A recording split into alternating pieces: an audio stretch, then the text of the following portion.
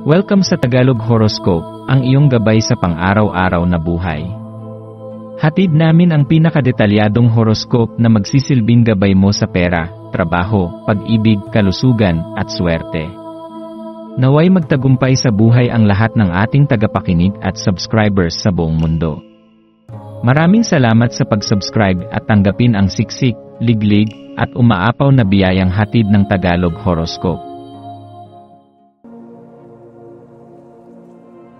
Ito ang iyong pang-araw-araw na horoscope para sa Cancer para sa Abril 20, 25 taon. Habang unti-unting yumayakap sa iyo ang banayad na panahon ng Taurus, isang panibagong kapaligiran ng kapanatagan at kalikasan ang bumabalot sa iyong damdamin. Ang araw na ito ay nagsisilbing paalala sa iyo na ang pag-aalaga sa katawan at espiritu ay hindi lamang isang pangangailangan kundi isang sagradong gawain ng pagmamahal sa sarili. Sa pagsisimula ng panahong ito ng kasaganaan at pagbabalik loob sa mga pinanggalingan, Cancer, ang bawat sandali ay nagsusumamo ng pansin na tila sinasabi sa iyo, ngayon ang panahon upang bumagal, upang huminga, at upang madama ang kagandahan ng pagiging buhi. Ang bawat hakbang mo ngayong araw ay maaaring magdala ng malalim na kaganapan kung ika'y mananatiling box sa kabutihang inihahandog ng kasalukuyan. Ang araw na ito ay espesyal rin para sa marami. At ang espiritu ng Easter ay pumapaloob sa paligid, nagdadala ng bagong pag-asa, pagbabagong loob, at pagkabuhay ng mga dating layunin at damdaming minsang tila nawala.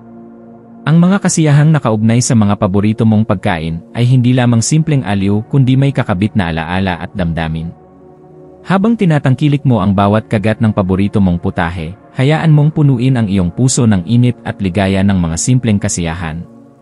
Sa mga oras ng katahimikan o habang kasalo ang mga mahal sa buhay, mapapaalalahanan ka na tunay niyang ang ligaya ay hindi palaging makikita sa malalaki at magagarbong bagay, kadalasan ito'y nasa mga simpleng sandali ng pagkalinga, pagtawa, at pagkakaibigan. Sa ilalim ng panahong ito, ang emosyon mo ay ginagabayan ng praktikalidad. Ang iyong damdamin ay tila humahabi ng mga konkretong desisyon na nakaangkla hindi lamang sa pansariling kaligayahan, kundi sa pamatagalang layunin. Ngayong ang buwan ay nagpapahiwatig ng katatagan at pagkakaroon ng mas malalim na koneksyon sa realidad. Ikaw ay hinihikayat na suriin ang mga desisyon mo sa nakaraan, ang mga hakbang na minsan mong tinahak na siyang bumuo sa iyong kasalukuyan. Mahalaga ngayon ang pagpapakumbaba sa sarili, ang pagtanggap ng mga naging pagkakamali, at ang pagkilala sa mga aral na iyong natutunan mula rito. Sa ganitong paraan, makakaya mong gawing gabay ang karanasan, hindi bilang pasanin, kundi bilang ilaw na magbibigay linaw sa mga susunod mong hakbang.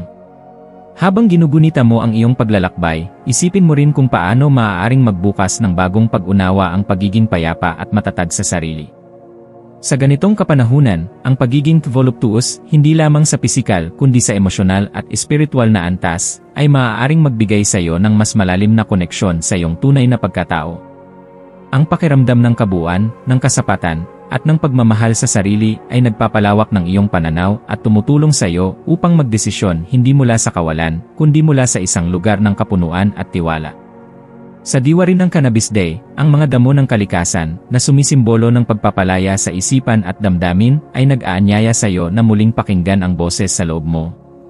Ang imbitasyon ng araw na ito ay hindi sa mismong damo kundi sa ideya ng pagbagal, ng pagkakaugat, at ng paglikha ng kapaligirang kalmadot box sa imahinasyon. Sa paghahanap mo ng inspirasyon, alalahanin na hindi kailangang lumayo upang makatagpo ng ligaya. Minsan, sapat na ang pag-upo sa tahimik na silid, ang pakikinig sa pagaspas ng hangin, o ang pagninilay sa mga panaginip mong nais mong paunlarin. Ipagdiwang ang mga pagkakataong ito ng paglalim at pagninilay, dahil sa mga panahong tahimik, doon madalas umuusbong ang pinakamatatamis na inspirasyon. Ngunit habang sinasariwa mo ang kagalakan, huwag kalimutan ang balanse. Ang bawat sandaling ginugol para sa kasiyahan ay mas lalong nagiging makahulugan kung ito'y nakaugat sa pananagutang pang-araw-araw. Maghanap ng tamang timpla sa pagitan ng indulhensya at disiplina. Kapag nakatagpo ka ng ganitong balanse, mas nagiging buo ang iyong paglalakbay, hindi lamang panlabas kundi higit sa lahat, panloob. Sa ganitong pagkakaayos, maaari mong ipahayag ang sarili mo ng buo, totoo, masigla, at matatag. Habang lumalalim ang araw, may panawagan ang kalikasan na pakinggan mo ang iyong intuisyon. Sa kabila ng mga tunog at kilos ng mundo, ang pinakamahalagang tinig ay ang mula sa iyong sariling puso. Ikaw lamang ang tunay na nakakakilala sa sarili mo, at kung pagbibigyan mong manguna ang iyong damdamin, ang tunay mong damdamin, hindi ang dikta ng iba, matutuklasan mo na ang daan patungo sa iyong mga pangarap ay hindi ganoon kalayo. Nasa loob mo na ang lahat ng kailangan mo. Ang araw na ito ay may potensyal na maging simula ng mas malalim mong pagkakakilala sa sarili. Yakapin ito, ipagdiwang ito, at isabuhay ito. Ang maswerteng kulay mo ngayong araw ay berde, kulay ng kalikasan, ng paghilom, at ng bagong simula. Ang berde ay nagpapahiwatig ng pagyabong at pagtubo, na akma sa temang muling pagkabuhay at pagbangon. Isuot mo ito o isama sa iyong paligid upang mas maramdaman ang positibong enerhiya. Ang maswerteng numero mo naman ay 22 at 31. Ang mga numerong ito ay nagsasaad ng pagkakabuo, direksyon, at pagkamit ng matagal mo ng minimiti. Ang maswerteng gawain mo ngayong araw ay ang pag-aayos ng iyong personal na espasyo, paglilinis ng silid, pagsasaayos ng kalat, o simpleng pag-organisa ng mga gamit. Ang simpleng gawain ito ay hindi lamang nakakapagpakalma ng isip, kundi sumasalamin din sa iyong intensyon na gawing malinaw at maaliwalas ang daloy ng enerhiya sa iyong paligid. Sa pagtatapos ng araw, hayaan mong ang mga kaganapan ngayong Abril 20 ay magsilbing ilaw sa mas malalawak mong paglalakbay.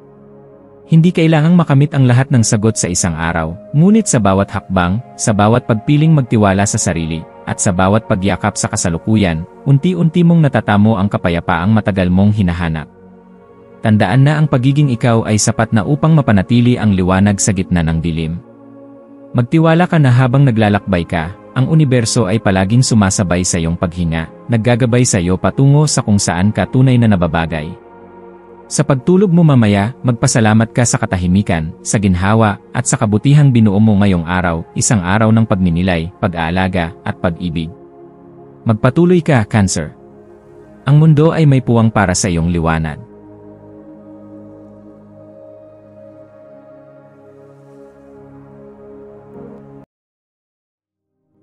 Tayo ay magkaroon ng kaunting sandali upang ipagdasal ang lahat ng mga dalangin ng ating mga subscribers, na sana'y matamo nila ang kanilang mga pinapangarap sa buhay, magandang trabaho, mabuting kalusugan, payapa at masayang pamumuhay, at siksik, liglig at umaapaw na biyaya at kayamanan. Ipinagdarasal namin ng mataimtim ang lahat ng mga komento sa nakaraang video, at hinihiling namin, Panginoon, na pagpalain mo ang ating mga subscribers ng masayang buhay sa mundong ibabaw. Maraming salamat po. Maaari kayong mag-subscribe sa aming channel na Daily Prayer, kung saan nag-a-upload kami ng pang-araw-araw na Catholic Gospel readings, reflections, at daily rosary reading para sa lahat ng misteryo ng araw. Tulungan ninyo kaming buuin ang community na ito at mag-subscribe na.